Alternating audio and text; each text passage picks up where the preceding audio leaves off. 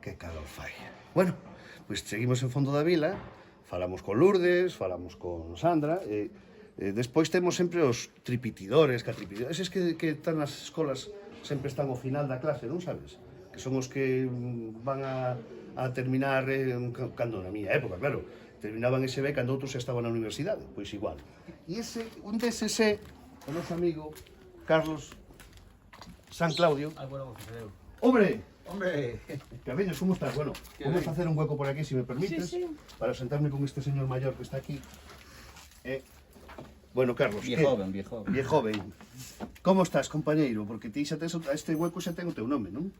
Estamos pensando co Concello a ver si conseguimos poñer Unha placa. Sí, está o cuarto ano, entón isto xa se merece aquí un pouco, polo menos o rincón dos alfareiros. Ainda que non leve o meu nome, polo menos... Polo menos, efectivamente.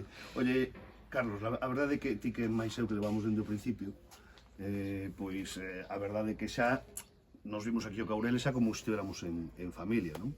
Pero eu creo que cada ano sempre hai cousas que van sorprendendo. Hai unha cousa moi bonita que me dixeches onte, que acabo de descubrir agora, non?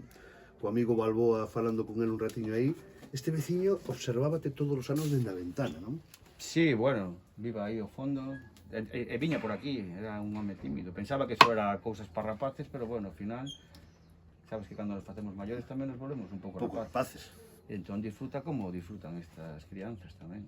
Oye, que foi para ti sentarte de repente con él, descubrir eso, que levaba estos anos vendo que estábamos facendo todo isto aquí, sin saber moi ben para que ou que era, e sentarte con él aquí? Charlaches un ratiño con él, que descubriches nese momento? Porque ti ademais estás casi todo o día con rapaces, non? Sí, bueno, polas mañáns hai máis rapaces, pola tarde tamén hai xente de todas as idades, pero bueno, a mí o que me sorprende que un home con esa edad, pero non lle preguntei cantos anos ten, pero que teña iniciativa de que me acaba de preguntar, foi o primeiro, cando chegamos nos aquí ás 10:15, el xa estaba aquí agardando Se por estaba nós. aquí.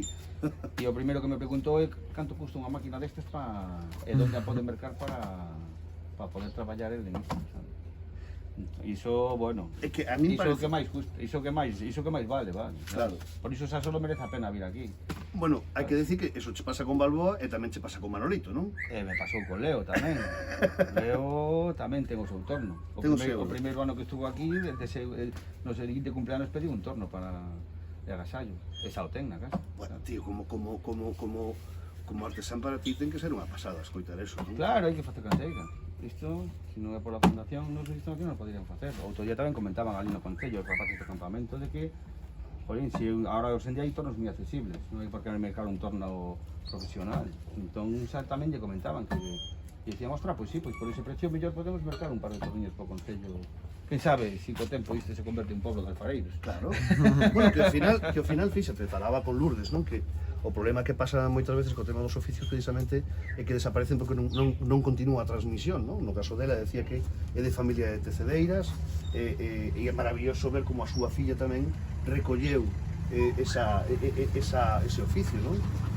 Neste caso, no voso tamén, non? É unha cuestión de que hai que transmitilo, o coñecemento hai que transmitilo para que se manteña no tempo. No voso caso, ademais, sei que estades facendo un traballo importante e como é o teu caso que ademais estás dando formación continuamente a xente, non? Eso é a clave para que isto continúe. Claro, para iso está a Fundación de Artesanía de Galicia, non? Para facer canteira, digo eu. Claro. Estas cousas eran un pouso, sabes? Non ten por que ser o 100% da xente que o proba, porque non a todo mundo lle ten que gustar, pero, por exemplo, moita xente ven aquí, teño estado aquí con rapaces que lle encanta a alfarería e de repente este ano descubrimos telares e... Claro, están enganchados. Tamén teño competencia aí dentro. Claro, bueno, Manolito fixo casi unha manta, non? Manolito fixo unha toalla para ir del río. Solo hasta o pescozo, sí, increíble. Mira, decía eu, Manolito, Leo, bueno, ti levas vindo xa aquí prácticamente dende o principio, as túas sensacións máis persoais, non? O de vir aquí ao Caurel, a toparte con moita xente que xa te coñece, xa te recoñece, eso é unha das riquezas deste evento, non? Sí, que nos empezamos aquí 4 anos, Sí? 4 anos, empezamos con piollos, empezamos con rapaces de 10 anos e agora son mozos e mozas que xa non veñen ao campamento, atopámonos por aí cando imos a comer e a cear, e nos saludan con moito cariño, iso claro, iso non ten precio, esa parte humana do tema iso é impagable, pero bueno, esto lo tienes que cortar. ¿Por qué? Porque, a ver, é así. Nada, desde logo, Corte. Nada, Carliños sempre vaise alonxando de min, a ver se se olvida da entrevista e toda a historia, pero xa sabe que non hai maneira, non hai maneira, xa sabes que además eres famoso xa nas redes, Totalmente. Xa, sí, sí. Non chegase eso por é- Instagram eu non estaba aquí. é claro. inevitable. Carliños San Claudio, se sabedes que está nesas terras maravillosas de Vigo, nesa zona de Benbrive, o rural vigués. Benbrive, o rural vigués, que hai xente que chama Parroquias. rural, pero está a 10 minutos do centro, o sea que Sí, mira bueno, aquí non que- é rural como... Claro. Non é rural, porque as moscas ali non son tan carnívoras. Non, aquí ademais temos un problema de tabaos, creo que é importante, Bastante, sí. estou Nunca na empapado. vida botaches tanto repelente de Primeira vez mosquitos, na miña vida. Me meto un bote de repelente, a primeira vez.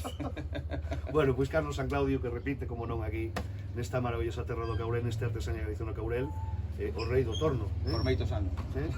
Por moitos anos. Eso espero, Carliños, gracias. A ti.